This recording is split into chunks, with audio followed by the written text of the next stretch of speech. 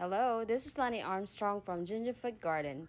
In today's video, I'm going to show you how I built this trellis with a touch tomato cage using garden stakes and stake arms.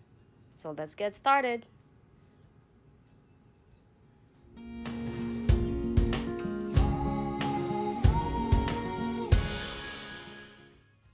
So the materials that I've used for this project are 5 feet and 7 feet garden stakes, which I got from my local home improvement store, heavy duty cable ties 8 inches, and stake arms for tomato cages.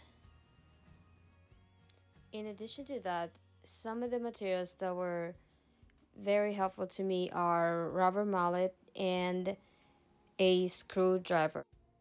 I start by hammering the screwdriver to the ground in order to make staking a lot easier. So I used the 7 feet long garden stakes for the vertical post, and the ones across are the 5 feet long garden stakes.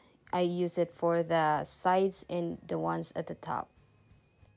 I used cable ties to attach the garden stakes, and then after tightening it, I cut it.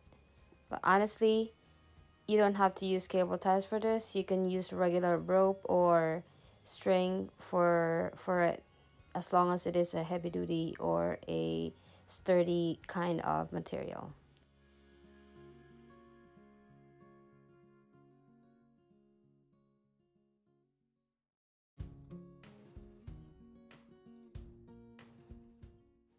Moving on to attaching the tomato cages to the trellis, I started staking the 5 feet long garden stakes to the pots and then connecting it using the stake arms for tomato cages. To make the structure even more sturdy, I added some more cable ties in order to attach the tomato cages to the trellis. This has helped it become more structurally sound.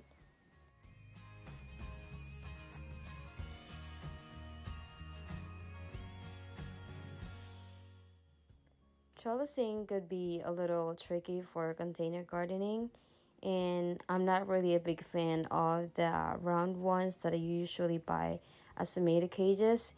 So I have come up with this idea where I wanted to combine the trellis and the tomato cages, since I wanted to do companion planting for a few plants.